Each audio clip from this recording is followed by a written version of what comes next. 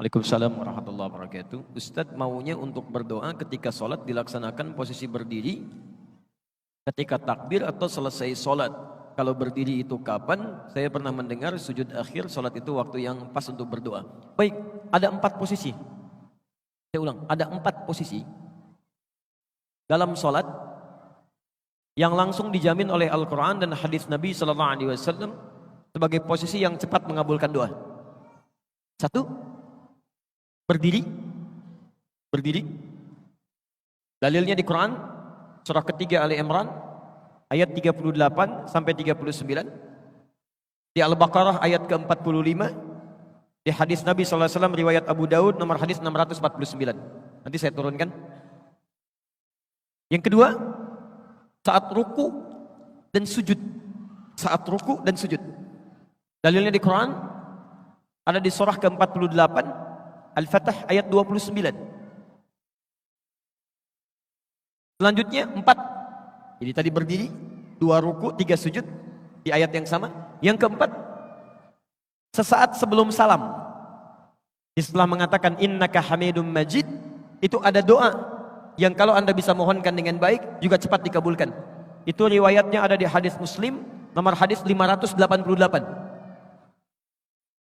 Saya mulai dari yang berdiri dulu ya. Ada 2 cara ketika Anda ingin bermohon saat berdiri dalam sholat. Cara pertama yang tidak dilafadzkan berdasarkan isyarat di Quran, ya. Surah ke-2 Al-Baqarah ayat ke-45. Wasta'inu bis-sabri was-salah. Dan jika Anda memiliki persoalan dalam kehidupan, terima dengan sabar, kemudian mintakan solusinya lewat sholat. Saya turunkan kalimatnya, mohon bisa dihapus dulu.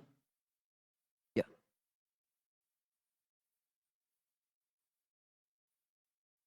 Lihat sini ya, saya berikan gambaran secara lafadznya. Cukup, jazakallah. Saya turunkan Quran surah kedua ayat ke-45. Posisi paling kanan di pertengahan, gak sedikit ke bawah. Wasta'inu. Perhatikan cara menerjemahkannya. Dan jika Anda punya persoalan dalam hidup, mintakan solusinya. Pertama, bis sabri, dengan sabar. Jadi jangan mengeluh. Jangan mengeluh. Lalu kemudian terima dulu dengan sabar.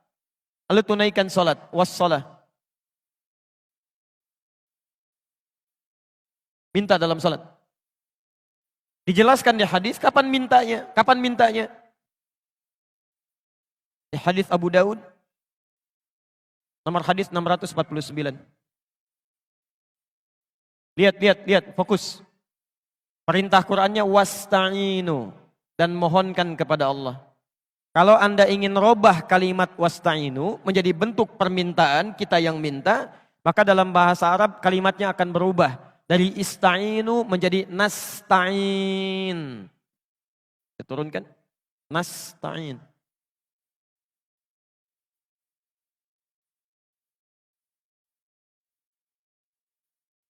Wasta'inu, Anda minta ya.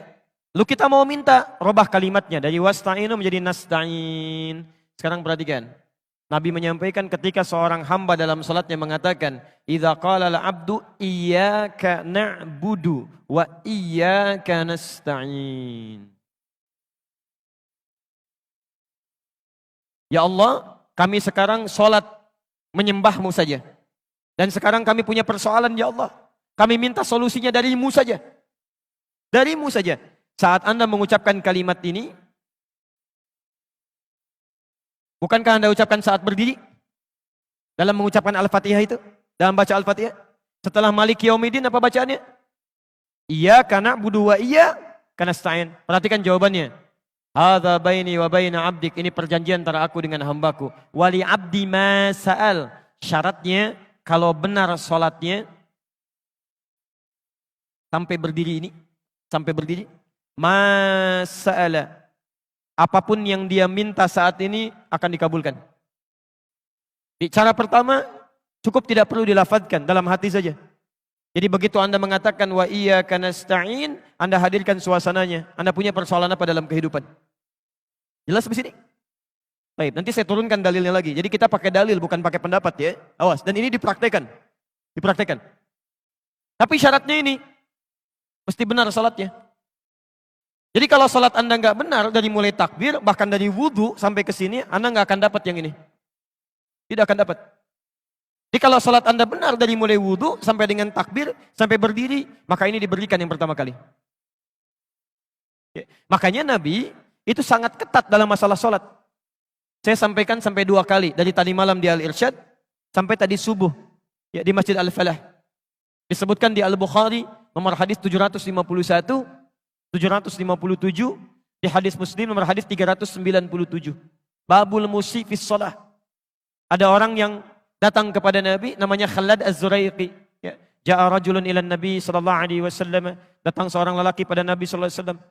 Fadakhala ilal Masjidin Nabawi, masuk ke Masjid Nabi. Fasalla bi jambin Nabi sallallahu alaihi wasallam, salat di samping Nabi. Kemudian dia mulai bertakbir sampai salam. Falamma sallama yaminan wa syamala, tatkala salam ke kanan dan ke kiri, faqala lahu Nabi sallallahu alaihi wasallam. Nabi sallallahu alaihi wasallam langsung berkata pada orang ini, "Shalli fa innaka lam tusalli." Kamu salat lagi karena kamu belum salat. Padahal sudah salam. Dia mengulang sampai 3 kali, tapi Nabi mengucapkan kalimat serupa. Anda salat lagi karena Anda belum salat. Apa kata orang ini? Ya Rasulullah, ma'uhsinu ghairah, alimni. Ya Rasulullah, saya nggak bisa lebih baik daripada ini. Tolong ajarkan saya. Maka diajarkan oleh Nabi dari mulai wudu, Pak, sampai dengan salam. Idza qumta ila shalah asbighul wudu, famastaqbilil qiblah, famafakabbir. Kalau kamu mau salatnya bagus sempurna, sempurnakan wudu, begini caranya. Kemudian menghadap ke arah kiblat sampai kakinya diatur, bagaimana cara berdirinya, bagaimana lebar kakinya, bagaimana cara bertakbirnya, bagaimana cara bersedekapnya, sampai akhirnya. Sampai di situ Nabi mengatakan di Al-Bukhari, nomor hadis 651, Sallu kama ra'aitumuni usalli. Salatlah kalian seperti persis melihat saya. Saking ingin benarnya salat kita, bukan masalah fikihnya. Tapi Nabi ingin memastikan bahwa kita yang salat mendapatkan minimal karunia ini. Jelas di sini? Yang kedua, ada yang boleh dilafadzkan dalam berdiri. Boleh, bisa dilafadzkan. Jadi yang ini belum dilafadzkan, masih memohon. Yang kedua yang dilafadzkan. Kapan itu dilafadzkan? Setelah membaca Al-Fatihah. Setelah membaca Al-Fatihah. Antum kalau selesai baca Al-Fatihah dalam sholat baca apa? Halo? Jangan katakan wallahu alam, enggak ada. Waladhdallin, wallahu alam, enggak ada. Baik, setelah baca Al-Fatihah baca apa? Surah. Baik. Surah itu dari mulai Al-Fatihah sampai dengan An-Nas tidaklah diturunkan oleh Allah. Tidak diturunkan oleh Allah sebagai Al-Quran itu untuk sekedar dibaca, bukan. Saat pertama kali diturunkan oleh Allah, itu disebut langsung oleh Quran dengan nama Hudan. Quran, surah kedua, ayat 185. Posisi paling kiri di pertengahan. Syahrul Ramadan alladzi unzila fihi al-Quran hudan linnas. Hudan. Artinya, bisa petunjuk, bisa solusi dari berbagai masalah, bisa hal yang memudahkan dalam kehidupan. Itu hudan. Lihat kalimatnya, lihat. Isi Quran itu dari Al-Fatihah sampai dengan An-Nas, Allah menyampaikan tuh hudan linnas, solusi dari setiap persoalan hidup yang dialami oleh manusia. Jadi kalau ada manusia walaupun dia tidak beriman, dia belajar Quran, bisa mendapatkan bagian kemudahan dalam hidupnya.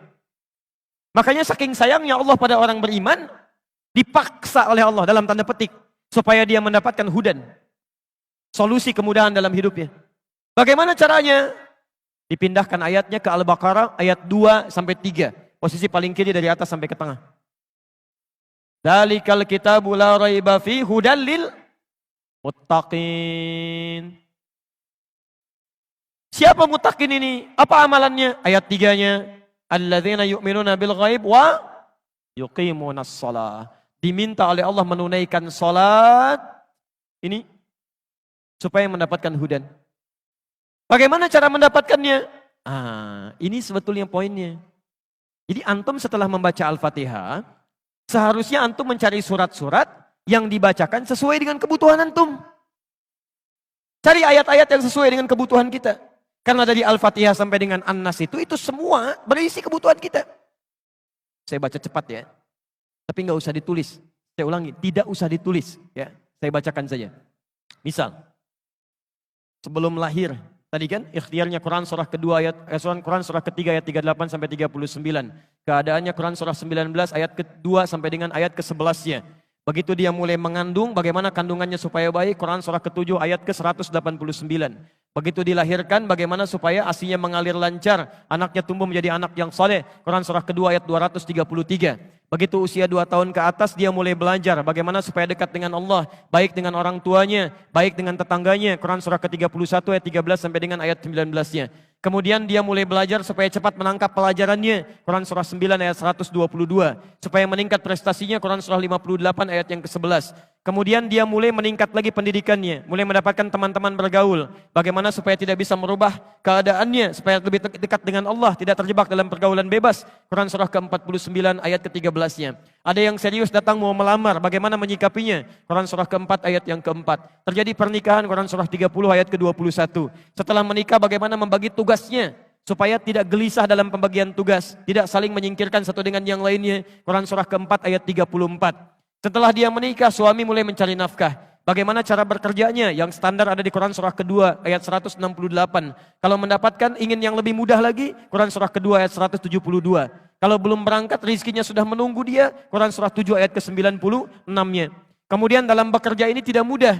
Istri harus merawat anaknya, merawat rumah tangga. Kadang-kadang anaknya sulit diatur, mengatakan pada perintah ibunya, mengatasinya Quran surah ke-17 ayat ke-23. Itu dua-duanya sama-sama capek.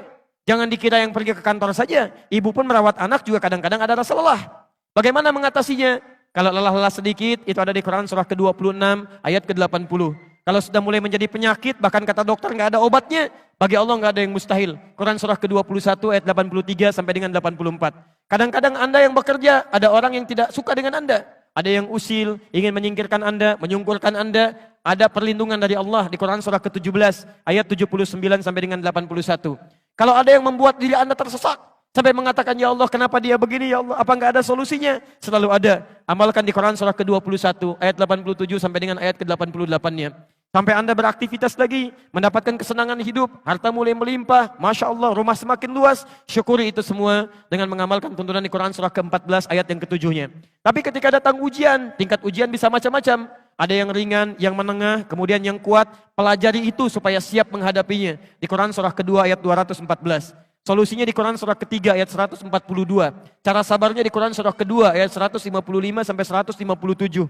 Sampai Anda terus berkembang, usia 40 tahun, orang tua masih ada, ingin berbakti pada orang tua, ada di Quran surah ke-46 ayat yang ke-15-nya. Sampai kemudian Anda semakin sepuh mengatakan, ya Allah, apakah saya akan hidup untuk selamanya? Tidak. Satu saat kamu akan meninggal. Bagaimana cara meninggalnya ya Allah? Kamu akan kedatangan maut di Quran surah ketiga ayat 185. Maut itu datang lewat malaikat yang diutus. Quran surah 32 ayat yang ke-11. Bagaimana cara diambilnya ya Allah? Kalau kamu ingin tenang diambilnya, kerjakan amal soleh, maka kamu akan dipanggil dengan kalimat yang menenangkan. Ya ayyatuhan nafsul mutmainnah. Quran surah 89 ayat 27 sampai dengan ayat 30. Tapi kalau kamu banyak amal salah, tidak ada amal soleh, maka panggilannya akan sedikit menegangkan. Quran surah ke-8 ayat ke-50 sambil dipukulin malaikat. Ya Allah, saya telah mengalami malam pertama di alam dunia. Bagaimana malam pertama di alam kubur? Apakah menyenangkan atau ada persoalan? Kalau ingin senang, Quran surah ke-3 ayat 169 sampai 172. Kalau kamu ingin sedikit menegangkan sambil ditampakkan neraka jahanam dari mulai pagi sampai dengan sore, boleh. Ada di Quran surah ke-40 ayat 46 sampai dengan 47-nya. Ya Allah, bagaimana suasana hisab? Apakah menyenangkan atau tidak? Kalau kamu ingin masuk surga tanpa hisab, langsung masuk, mendapatkan berita gembira surga, ada amalannya di Quran surah kedua ayat 25. Tapi kalau kamu misalnya banyak amal salahnya, mengabaikan perintah Allah, bahkan kamu bisa masuk neraka tanpa hisab. Ada di Quran surah ke-18 ayat 100 sampai dengan 101-nya. Ya Allah, bagaimana suasana surga nanti ya Allah? Ayo kerjakan amal saleh. Ada surga bersama Rasulullah tingkat yang paling tinggi. Amalan di Quran surah ketiga ayat 31, Quran surah 59 ayat yang ke-7, Quran surah 33 ayat 21. Ada surga yang di taman surga yang memberikan langsung Allah, bisa melihat Allah tanpa hijab. Quran surah 75 ayat 22 sampai dengan ayat 23. Ada amalannya di Quran surah ke-51 ayat 15 sampai dengan ayat 23. Ada ada surga seluas langit dan bumi. Kemanapun kamu beraktivitas tidak akan pernah menemukan ujungnya. Quran surah ketiga ayat 133 sampai dengan 134. Ada semua. Ada semua. Jadi Anda punya masalah apapun, ayatnya ada di Quran. Jadi begitu mengatakan waladhdallin, cari ayat yang sesuai dengan kebutuhan Anda. Mintakan, boleh dilafadzkan. Masalahnya Ustadz, saya nggak hafal ayatnya. Jadi yang dibaca dari subuh sampai isya, An-Nas lagi. Minal jinnati. Dan dikabulkan oleh Allah. Mimpinya ketemu jin terus gitu kan. Itu yang boleh dilafadzkan. Tapi ini saya mohon maaf kalau tadi agak cepat ya, makanya saya katakan jangan ditulis. Tapi yang paling indah, Quran tidak pernah membuka sebuah persoalan kecuali melahirkan solusi. Ya Allah, saya harus bacakan ayatnya, bagaimana cara saya menghafalkannya? Ditawarkan langsung di Quran. Nanti lain waktu, kalau saya punya waktu yang lebih luas lagi, saya turunkan metodenya, metode Quran langsung. Kata Allah, saya akan berikan jaminan kepadamu untuk mudah menghafalkan Qurannya. Bahkan disebutkan 4 kali di satu surah. Surah 54, ayat 17, ayat 22, ayat 32, ayat ke-40. Walaqad yassarnal Qur'ana lidzikri fahal min muddakir. Dan kami jamin, kami akan mudahkan semudah-mudahnya Al-Quran itu untuk dihafalkan, untuk diingat. Sekarang ada nggak di antara Anda yang mau menghafalkannya? Pak, Bu, saking mudahnya, anak usia 4 tahun, mata buta, hafal Quran. Bahkan anak kita itu, rekor penghafal Quran paling muda, itu orang Indonesia. Dan fisiknya itu, dikatakan belum sempurna. Fajar namanya.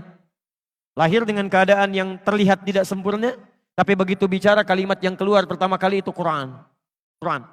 ASI diberikan, ayahnya bacakan Quran 1 juz. ASI diberikan, ayahnya bacakan Quran 1 juz. Begitu bisa bicara yang keluar Al-Quran.